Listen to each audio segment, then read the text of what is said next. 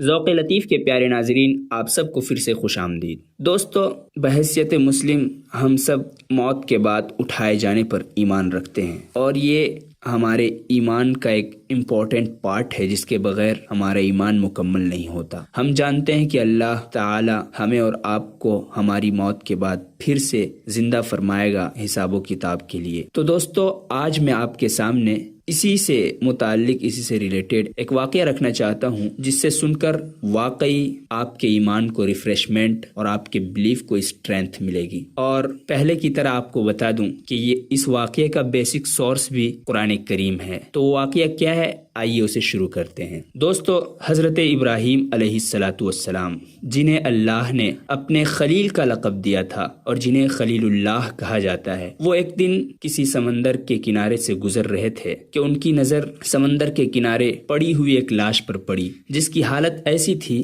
کہ سمندر کی موجیں جب جوش پر آتی، اوپر کو اٹھتی تو اس لاش کو چھپا لیتی تھیں، اور پھر وہ لاش سمندری جانوروں، مچھلیوں کی خوراک بن رہی تھی، اور جب پانی نیچے اتر جاتا تو پھر سے وہ خشکی پر لاش آ جاتی اور اس کو دوسرے شکاری جانور اور دوسرے شکاری پرندے اس کا گوشت کھاتے تھے۔ حضرت ابراہیم علیہ السلام نے جب یہ منظر دیکھا تو آپ کے دل میں شوق ہوا کہ میں دیکھوں کہ اللہ تعالی مردوں کو کیسے زندہ فرمائے گا۔ ظاہر سی بات ہے، ہم اور آپ جب اس بات پر یقین رکھتے ہیں تو وہ تو اللہ کے نبی تھے، ان کو کسی طرح کے شک کی تو وہاں پہ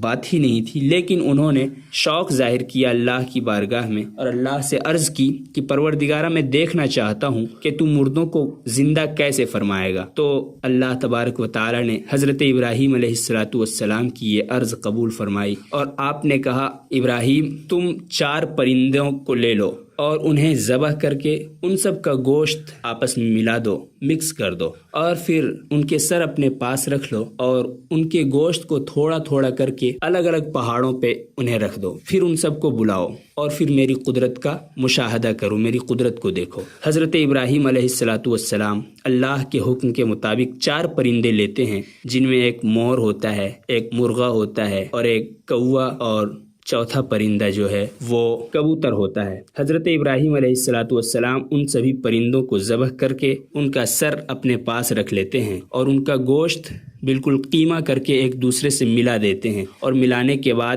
اس کو کئی حصوں میں بانٹ کر کے ایک حصہ کسی پہاڑی پر، دوسرا حصہ کسی پہاڑی پر، تیسرا کسی پہاڑی پر، اس طرح الگ الگ جگہوں پر آپ نے ان کے گوشت کو رکھ دیا، اور پھر آپ نے آواز لگائی کہ تم سب میرے پاس آ جاؤ۔ اور حضرت ابراہیم علیہ السلام کا یہ فرمانا تھا کہ وہ